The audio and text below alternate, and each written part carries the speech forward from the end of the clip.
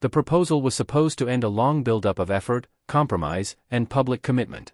Instead, it ended my relationship in a single moment, in front of people who would later replay it for entertainment. What followed was not confusion or dramatic disbelief, but a clear sequence of events that showed me exactly where I stood, how little respect I had, and how carefully the situation had been engineered for someone else's amusement. I had planned the proposal for weeks, not because I believed in grand gestures, but because she had repeatedly said that anything less than public commitment felt cowardly to her. She spoke often about friends whose partners proposed in restaurants, on rooftops, during celebrations where witnesses mattered. According to her, love that hid was love that hesitated. I took that seriously. I adjusted my instincts to match her expectations.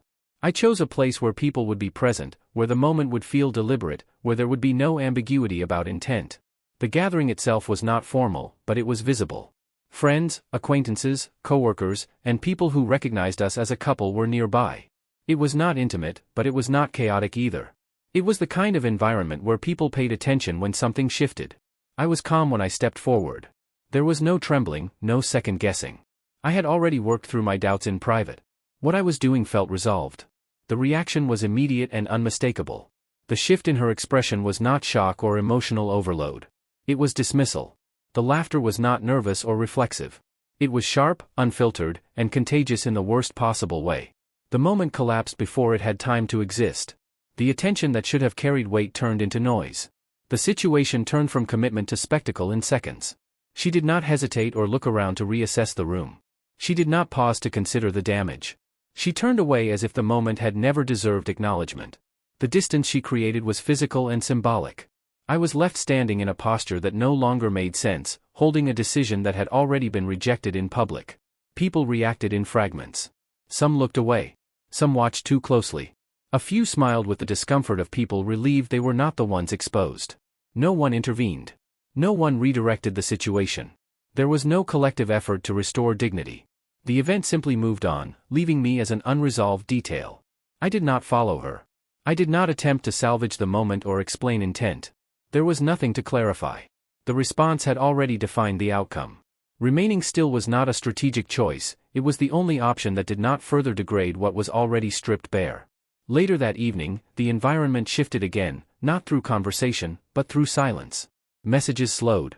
People avoided direct acknowledgement. The absence of commentary was more telling than confrontation would have been. When humiliation is shared, it spreads quietly first. The truth came afterward, not from her, but from someone who felt uncomfortable enough to explain. Her best friend had been recording the entire interaction from the beginning.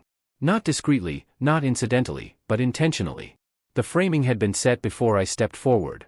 The camera was positioned to capture faces, reactions, and timing. The goal was not memory. It was content. This was not a spontaneous reaction caught by chance. It was documentation of an outcome that at least one person had anticipated and prepared for.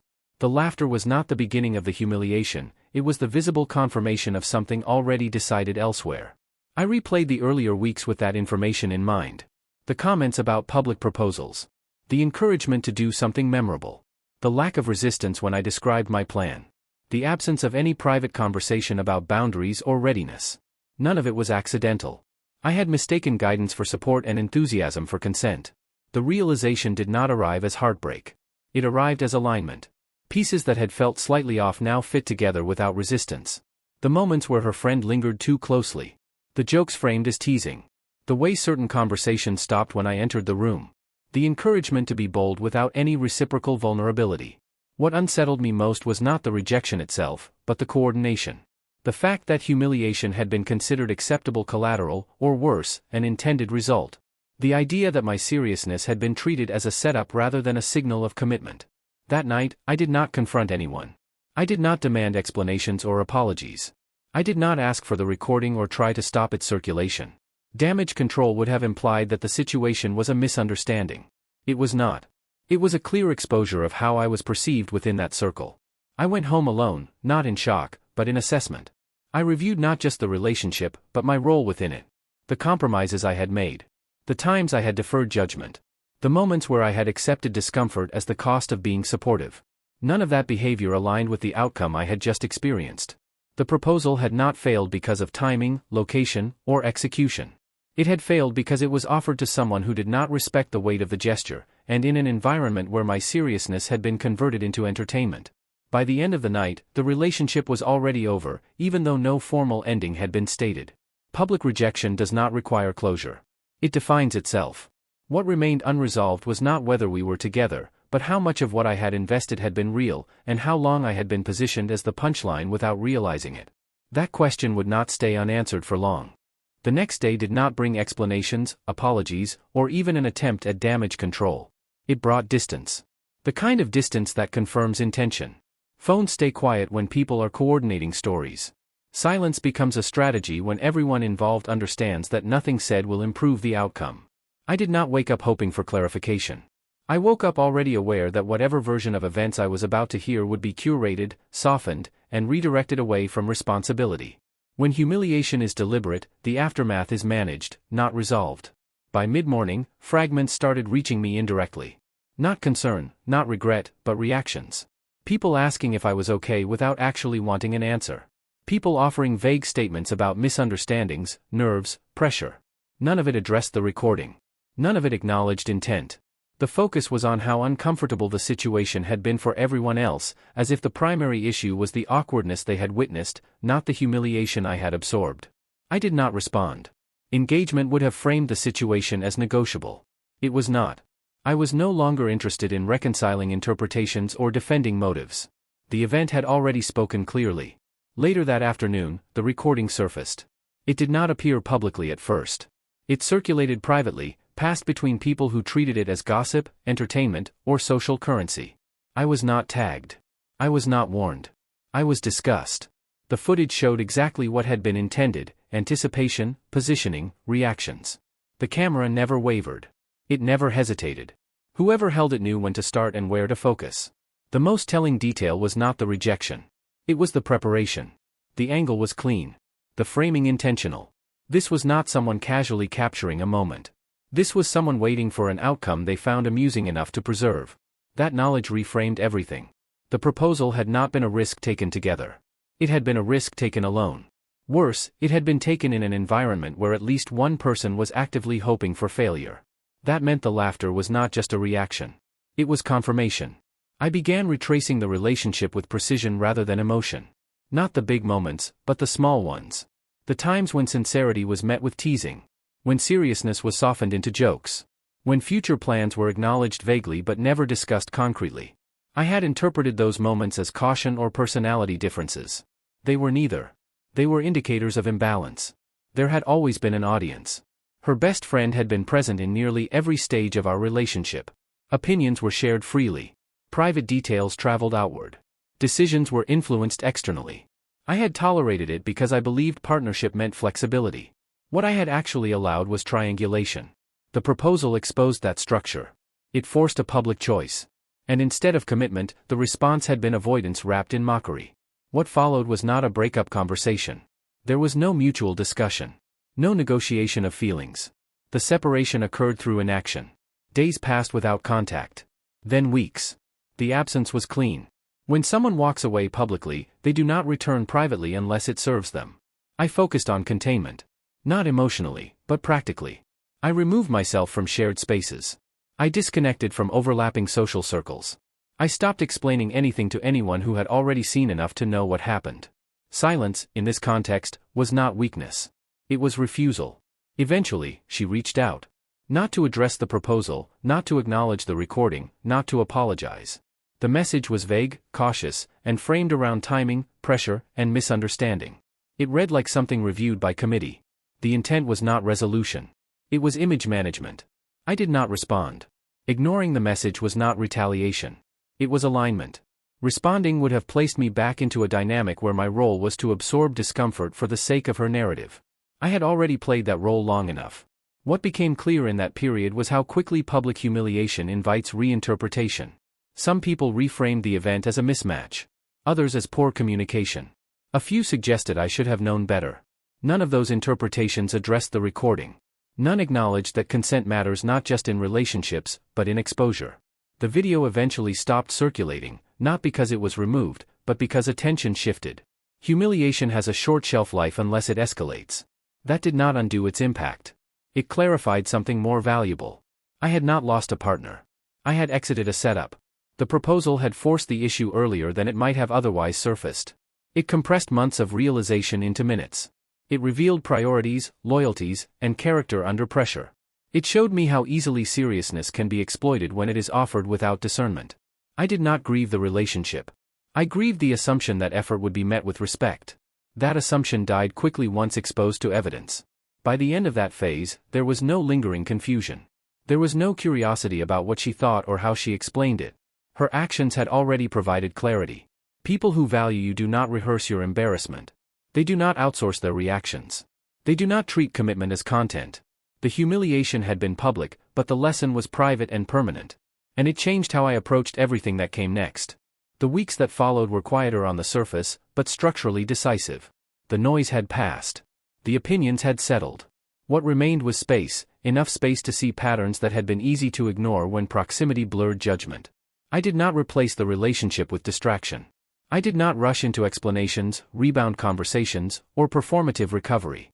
I focused on recalibration. The kind that happens when someone realizes not that they were rejected, but that they had been mispositioned for a long time. What stood out most was how familiar the dynamic became once it was isolated.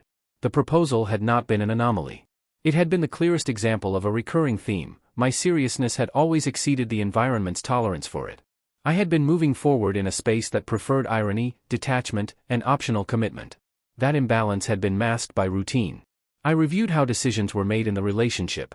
Rarely directly. Often through implication, pressure, or third-party influence. Her best friend had not been an observer, she had been a stakeholder. Opinions were tested there first. Reactions rehearsed.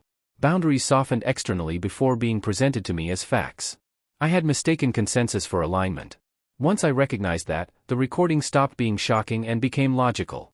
It fit the structure. If decisions are made outside the relationship, then outcomes are performed inside it. The proposal had simply forced the performance into the open. I began hearing more details, not from gossip, but from people who had distanced themselves afterward. Not out of loyalty to me, but discomfort with what they had witnessed. The laughter had not landed cleanly. The walkaway had been sharper than intended. The recording had crossed a line that some people did not want to be associated with. Those reactions confirmed something important. Even by casual standards, the behavior had been excessive. That distinction mattered. It meant I had not misread the room. I had been placed in it deliberately. Around that time, I learned how the moment had been framed afterward. Not as cruelty, but as honesty. Not as humiliation, but as authenticity. The language used to justify it was sanitized and self-serving. The narrative centered on her bravery for not pretending, her discomfort with public pressure, her right to react freely. What was excluded from that framing was coordination. Preparation. The presence of a camera before a decision was made. Those details complicated the story, so they were omitted. The goal was not truth. It was plausibility. I did not challenge that narrative. Challenging it would have required engagement with people invested in preserving it. Silence allowed it to weaken on its own. Stories built on selective omission do not hold under time. They collapse quietly as inconsistencies accumulate. Meanwhile, my priorities shifted. Not in response to loss, but in response to clarity. I stopped tolerating proximity without respect. I stopped negotiating seriousness. I stopped explaining intent to people who benefited from misunderstanding it. That shift affected more than relationships. It changed how I operated socially and professionally. I became precise. Less accommodating. More deliberate about who had access to my plans, my decisions, and my vulnerabilities. The proposal had shown me what happens when sincerity is offered without filtering. There was one more attempt at contact. This time more direct, but still evasive. The message acknowledged embarrassment without naming its source. It expressed regret without responsibility. It asked for conversation without specifying purpose. It was not an apology. It was a probe. I did not respond. By then, the silence had done its work. Responding would not have restored dignity. It would have diluted it. Closure does not come from dialogue with someone who has already demonstrated how they handle power. It comes from withdrawing consent to participate further. What surprised me was not how quickly I moved on, but how little there was to move on from once the illusion dropped.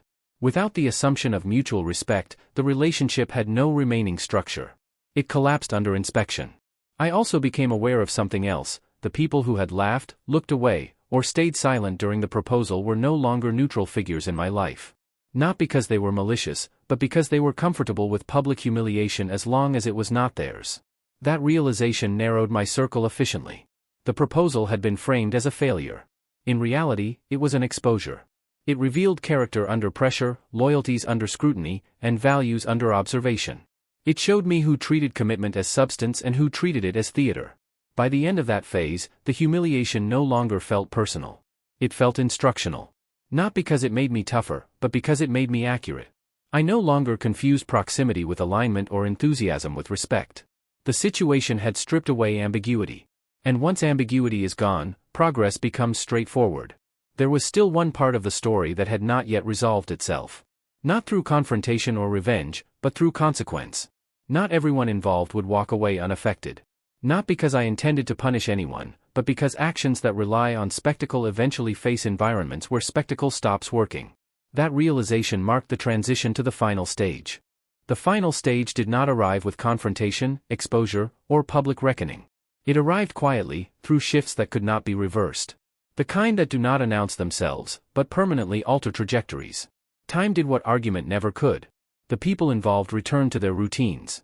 Social circles adjusted. New distractions replaced old stories. What remained, however, was residue. Reputations are not damaged only by what is done, but by how consistently it aligns with pattern. And patterns do not stay isolated. Her circle continued operating the same way. Moments were still curated. Reactions still shared externally before being processed internally. Intimacy remained performative. That structure works when everyone involved agrees to play roles. It fails when seriousness enters without irony. I heard about the next relationship months later. Not details, not drama, just the outline. Intensity early. Heavy involvement of friends. Public presentation before private stability. The same architecture, rebuilt with a different person. That confirmed what I already knew. The proposal had not been rejected because it was premature. It had been rejected because it threatened the structure that required detachment. As for me, the change was less visible and more consequential. I did not announce boundaries. I enforced them through absence. I stopped explaining myself to people who required spectacle to stay engaged. I stopped entering rooms where my presence was optional but my vulnerability was not protected. The effect was immediate and compounding. Conversations became cleaner. Relationships fewer but functional. Decisions faster because they were no longer filtered through external validation. The humiliation that once felt like an ending became a dividing line between how I used to operate and how I would going forward. There was no satisfaction in watching consequences unfold elsewhere. That impulse faded quickly. What replaced it was disinterest. When someone shows you how they treat seriousness, the correct response is not anger. It is removal. One final piece fell into place when I realized how much effort had gone into staging the moment that supposedly caught everyone off guard. The camera. The positioning. The encouragement. None of it required malice. It required indifference. Indifference to outcome as long as the reaction was usable. That realization reframed the entire event. I had not been humiliated by rejection. I had been spared further investment in a system that treated sincerity as raw material. There was no need to reclaim dignity publicly. Dignity does not require witnesses. It requires alignment between action and self-respect. The moment I stopped participating, the situation lost relevance. Eventually, someone asked if I regretted the proposal. The question assumed embarrassment. It assumed miscalculation. It assumed I would revise the decision with hindsight. I did not. The proposal had done exactly what it needed to do. It forced clarity under pressure. It revealed character without negotiation. It accelerated an outcome that would have otherwise cost years. That is not regret territory. That is efficiency. What people missed was that public rejection only has power when the person rejected continues to seek validation from the same audience. I did not. The audience lost access the moment I withdrew. By the time the story faded into background noise, it no longer belonged to me. It became one of those anecdotes people misremember, retell inaccurately, and eventually stop referencing because it no longer produces reaction. Spectacle without participation dies quickly. What endured was the recalibration. I no longer offered seriousness without evidence of respect.